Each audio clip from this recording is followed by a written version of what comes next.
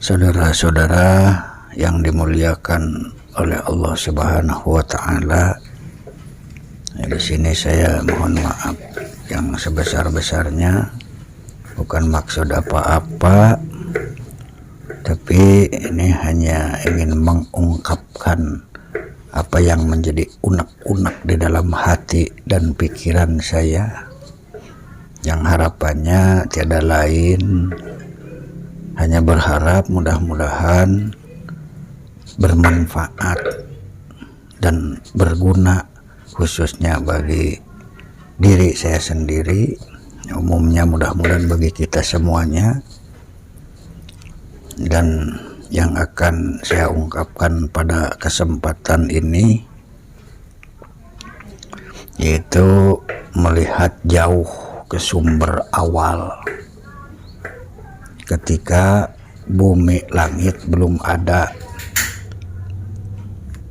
ternyata hanya Allah Subhanahu wa ta'ala yang bermaksud, yang berkehendak, yang berkeinginan untuk menciptakan atau membuat surga, neraka, bumi, langit, dan seluruh isinya, hingga nyata kepada kita semua bahwa bumi, langit, dan isinya, alam ini yang kita tinggali, yang kita diami.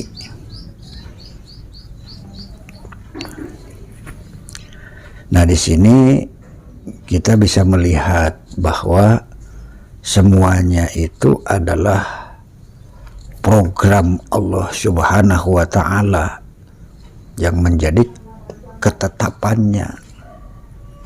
Nah, yang kita semua sebagai manusia wajib mengimaninya, mengakuinya, menerimanya, dan menyadarinya terhadap apa-apa yang menjadi ketetapannya atau ketentuannya Allah Subhanahu wa ta'ala, bahwa semuanya itu adalah bukti atau fakta daripada kebesarannya Allah Subhanahu wa ta'ala.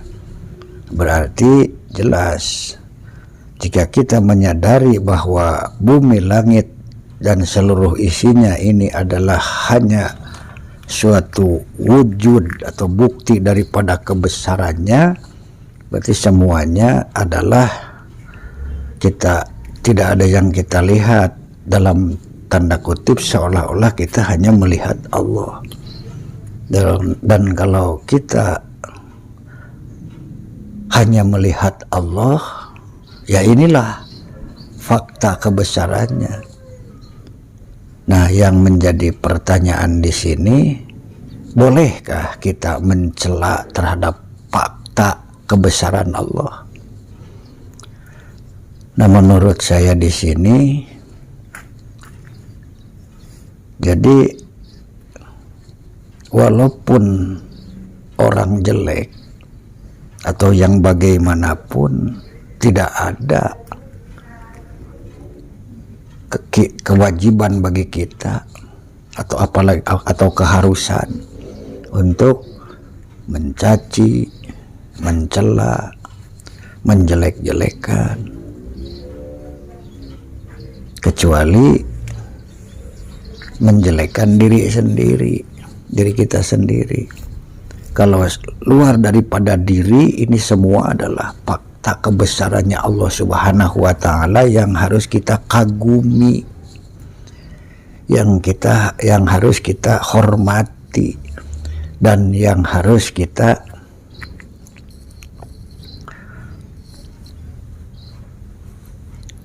sayangi. Karena seluruh yang ada di planet bumi ini adalah ini bukti, wujud, fakta kebesaran Allah Subhanahu wa ta'ala.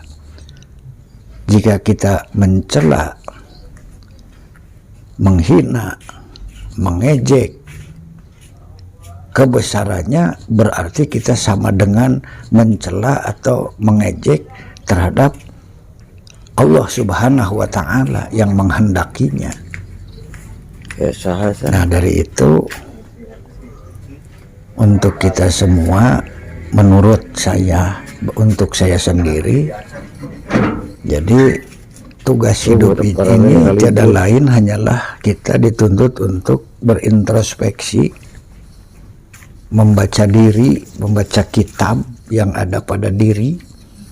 Kalau menurut firman Allah, Iqra kitabaka kafa binafsika al yauma alaika hasiba. Bacalah kitabmu, cukuplah dirimu yang membacanya, karena untukmu pada suatu hari akibatnya atau hisabannya atau perhitungannya. Jadi selain daripada diri kita, yang ada di luar diri kita, semuanya ini adalah fakta kebesaran Allah yang harus kita hormati, kita hargai.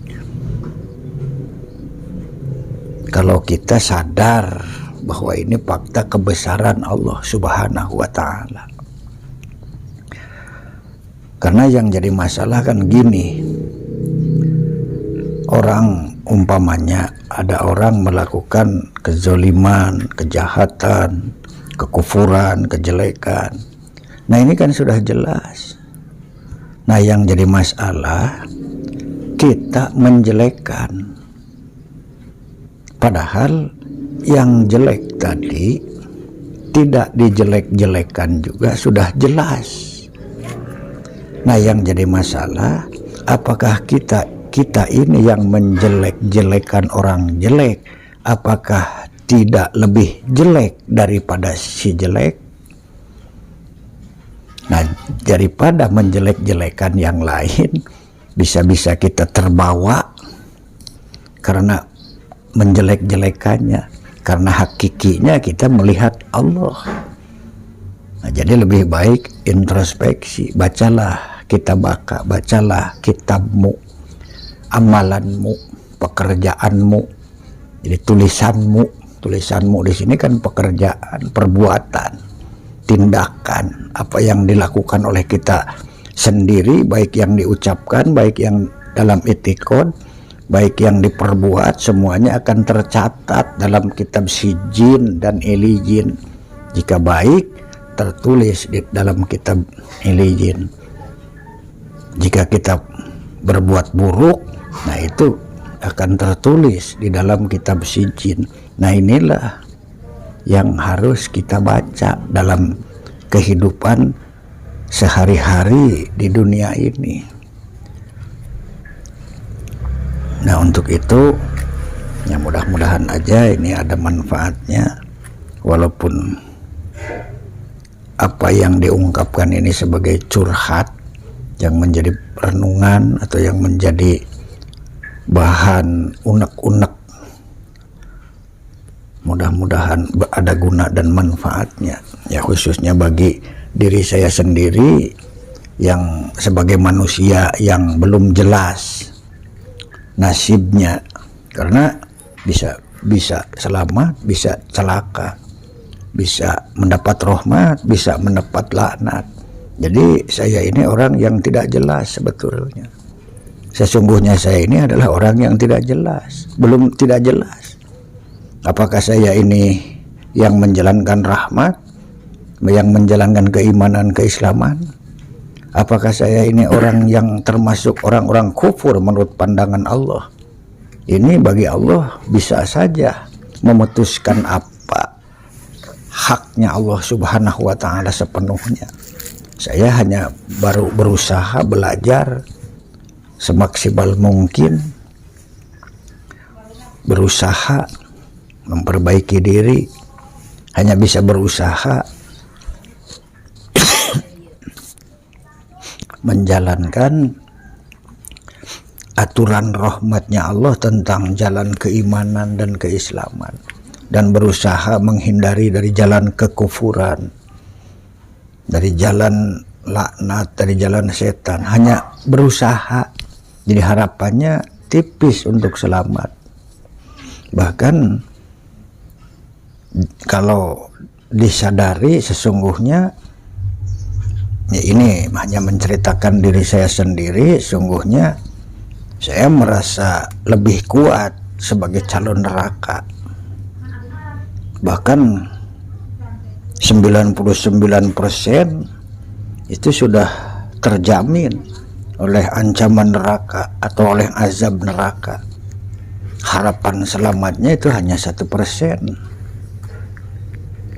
Tapi walaupun hanya 1%, ya Allah dengan toleransinya dalam firman-Nya mengatakan, la taqnatum mir rahmatillah, janganlah kau berputus asa, terus aja berusaha sebisa-bisa, sedapat mungkin berusaha menjalankan rahmatnya Allah. Tapi kalau diukur dengan kesadaran diri bahwa wah, ternyata diri saya ini adalah 99% terjamin oleh neraka, hanya 1% ada harapan selamat. Tapi walaupun 1%, jadi harapan saya mudah-mudahan tidak lulus. Jadi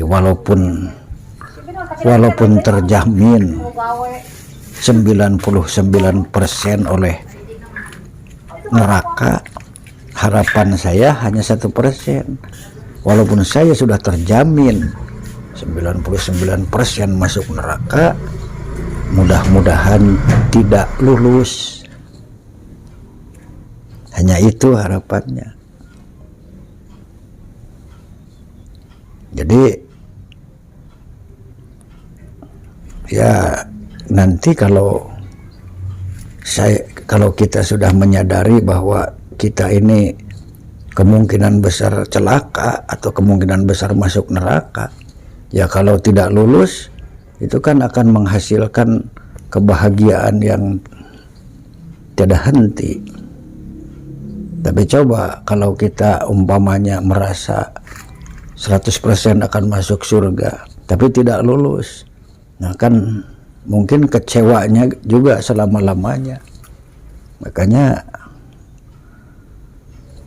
kalau kita menyadari diri kita sendiri, sebetulnya jika bercermin kepada tuntunan Allah dan Rasulnya, kita ini sebetulnya wah jauh malu. Coba aja, nikmat mana lagi yang akan engkau dustakan? Itu kan firman Allah, artinya udah bisa bersyukur belum? Kan kebanyakan kufur daripada syukur.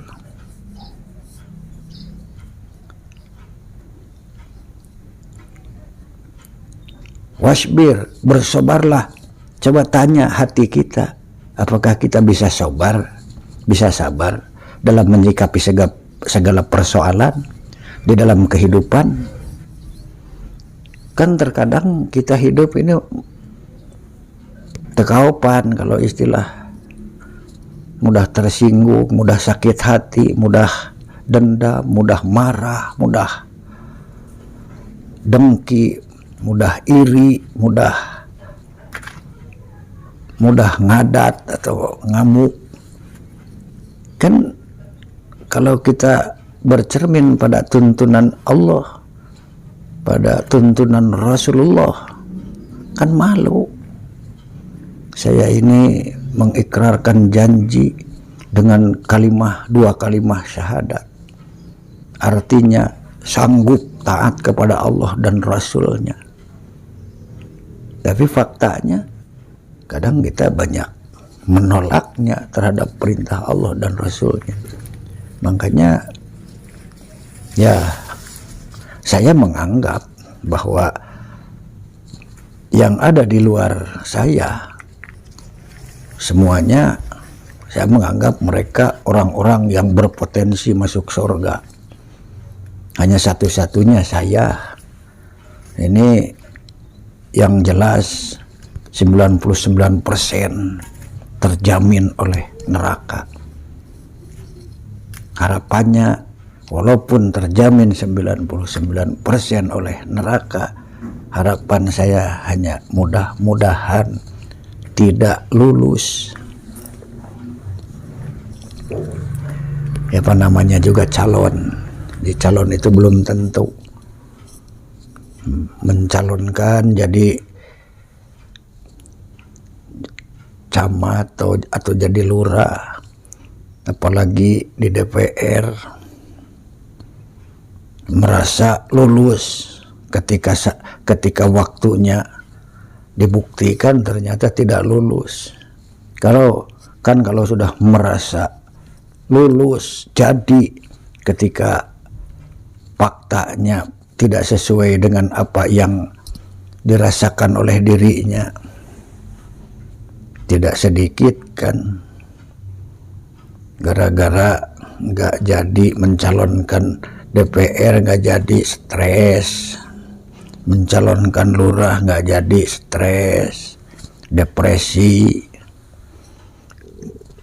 Apalagi kita umpamanya merasa saya ini calon surga, ya untung kalau lulus, ya mudah-mudahan aja semuanya pada lulus menjadi ahli surga.